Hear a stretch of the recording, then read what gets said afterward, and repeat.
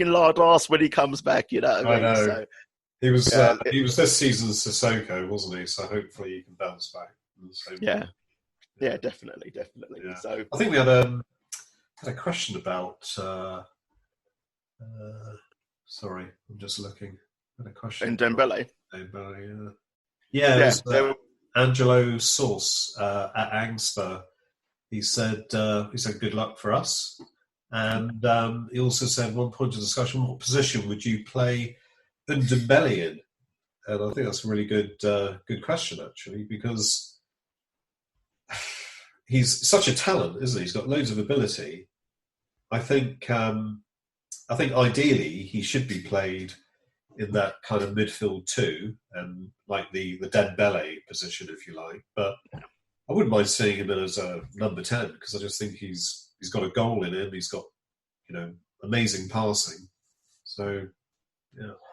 And from a well, we don't know if this is going to be the case for the remaining games of the season, but from the early games in the season, from a mentality perspective, he wasn't someone that wanted to really track back a lot, was he? So No.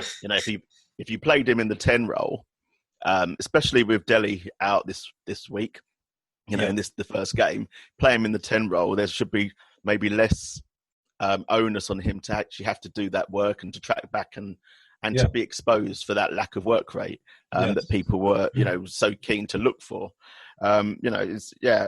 He seems to, I don't know, he seems to be a massive someone that focus for the fans. Like Kez was also someone that put a question about in Dembele, and he asked if we're expecting too much from him, him. Is it too early? His first season there. Like notoriously, new players take a while to settle in, and a lot of people on Twitter will go, right, it was £72 million or €72 million. I mean, it's not his fault, though, is it? Yeah, he had nothing to do with that whatsoever. He's a young lad, and he's a young lad in a new country. Yeah. On his own perspective, possibly. Yeah. The people that were probably supporting him were Aurier. As French people, like a French person as an influence, Aurier and Sissoko obviously was injured for a while as well. So it's possibly easy for him to lose his way. He's come back, and possibly he's one of the reasons why I'm looking forward to football now, because he's come back. The videos show him looking trim, looking a lot fitter. People, all of a sudden, all of Spurs Twitter are excited, and we're prone to bouts of overreaction. So we go from doom to absolute enthusiasm. So all of a sudden, he's going to be a world beater. So I don't know. What do you think? Do you think we expect too much of him? Yeah, I think so. As I said earlier, I think it's a bit like Sissoko, slightly different circumstances. But he's a young guy. Was he 21, 22? He's, as you say, in a new country. And I just think he's just got to settle. And once he does settle and he starts feeling comfortable, I think he's going to be a hell of a player. I just don't think he felt comfortable at all last season. I think the whole Premier League pace and he probably was unfit as well, of course. I just think he struggled. He's just got to get his head straight, and maybe this break has enabled Jose to do whatever he does to try and get his head straight and thinking about getting on that pitch and doing the good things rather than the bad things. And do you think that Mourinho has faith in him? If you look at that incident on the Common, he obviously. He's obviously they weren't all the players there. There were a selection of about three of them, wasn't it? Yeah. And he was one of them. And there was another incident, where he was. I think he was again training with someone else. I don't know if it was it him and Sissoko that were training on their own as well. Yeah. So he's obviously being encouraged to adopt the right mentality. And Josie must have told him something for him to feel that he's got an opportunity, or putting in the work or putting in the work rate would be beneficial for him. So hopefully that benefits us as well. I think one of the things that the press have really latched onto is that comment that Jose made publicly about Dembele. And of course, Josie does this. He does this for some psychological reason. I can't remember what he calls it now. But, distraction. It's distraction. Yeah, probably. And I just don't take too much notice of it. I mean, certain managers do talk various things. They do say various things that you just think, well, what does that mean? Does anybody take any notice of that? Does the player take any notice of that? Because they're all in the public eye anyway. They're getting so much criticism or they're getting so much praise. Can they really absorb all this? And you don't know what Jose's saying to him internally. It's all PR, isn't it? It's all whatever they say is just a message that they want to play a game with the press with. Yeah, and he's actually, like if you listen to the feedback that all the players give about him, well, I say all of them, most of the players, I haven't heard anything from Shaw from up at Man United about him, but No. Like I say, he'd probably be the one exception. But all the players at Spurs and a lot of the other players say that he's a fantastic manager. Yeah. So as an actual person and what he's like behind the scenes is obviously different to what we see and what we're used to. So. Yeah, exactly. Yeah. And also, if you look at other players like Toby, he was so pleased when Jose joined and seemed to be pleased that Poch had gone. So you can't just paint Poch with this wonderful glossy image that he was great with all the players. I think all managers have their problem players, all the personalities they don't get on with them. It's just that Jose's just a bit more Poch is such a nice guy. Jose is a bit more abrupt, isn't he? So, but that isn't that just an outward personality thing? Yeah. That's an outward projection. Because as good as Pochettino was, and I loved him, and I thought he brought stability and raised us up to where we are. Yeah. There always seemed to be every season. There seemed to be one player that he had an issue with.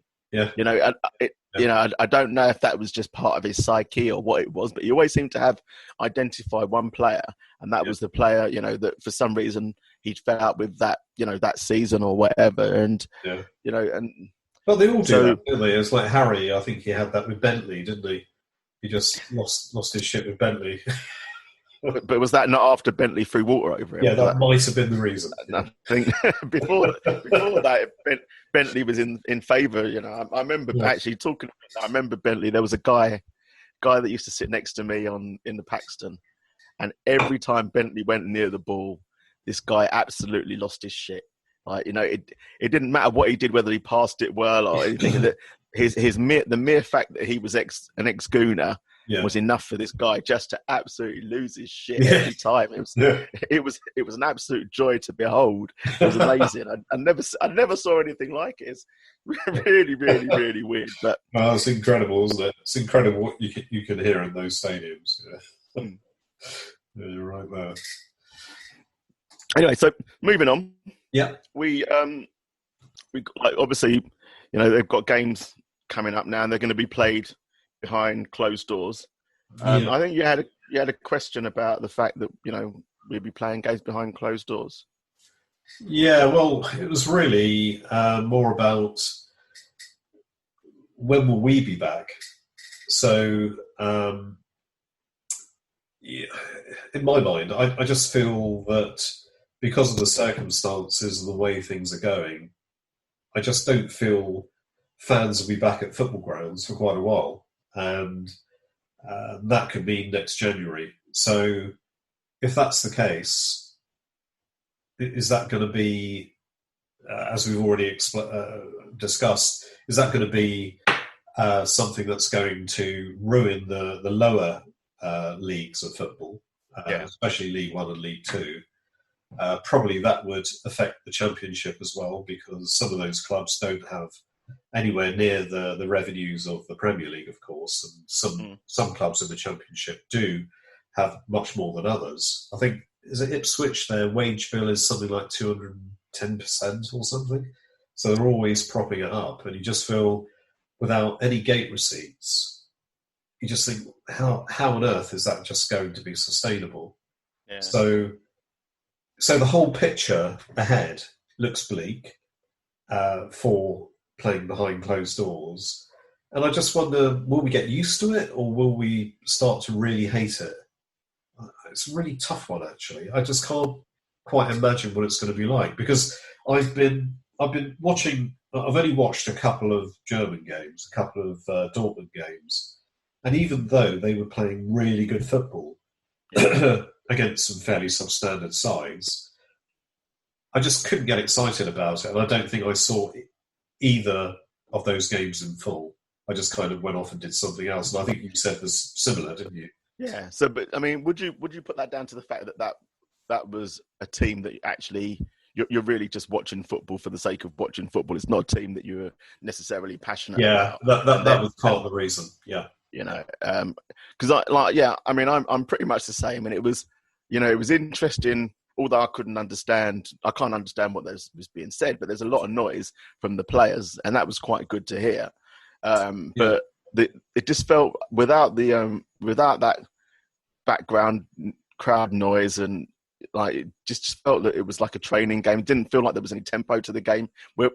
Although there was, and technically there was some good football going on. I saw some technically good goals, but in terms of actually getting excited about what I was watching, that wasn't possible. And I haven't experienced. I know that they said that they were going to do some games with like background crowd noise, like that you could have, and I didn't experience. I did try and watch. There was a game on the other night, and I tried to watch it, but it was I think it must have been a German Division 1, or the next level down than the Bundesliga, because it was just the players. There was no noise, and I hoped that I would get that experience to find out what it's like to have that background noise being applied.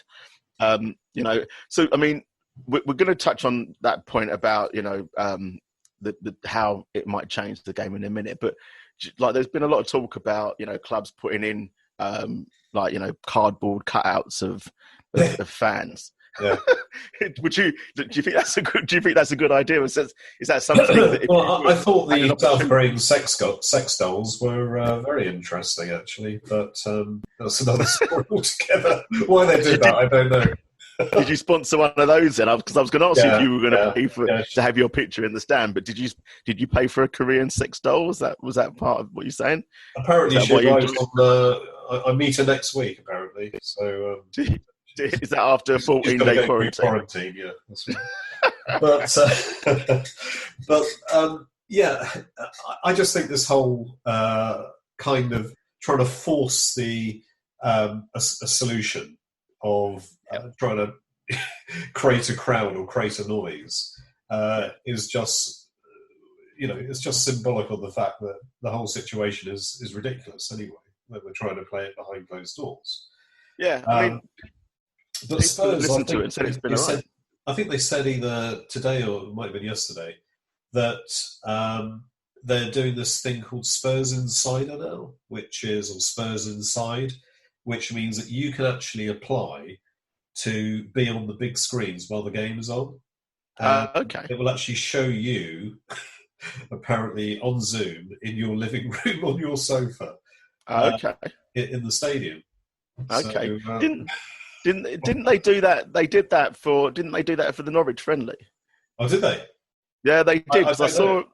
They did that because I saw some pictures of from inside the stadium and of people on the screen. I didn't understand how that had happened, obviously, but that must be part of that, trial of some kind. I wouldn't be surprised if copious amounts of money were being asked if Levy's got anything to do with it. Well, you can be in the stadium, but you've got to pay for the privilege. That's right. Yeah. But actually, that's a bit of a lie because I don't know if did you hear the news that have come out today about the 2 Now TV passes? Yes. So that's something that they're actually doing, something where they're giving away that away for free.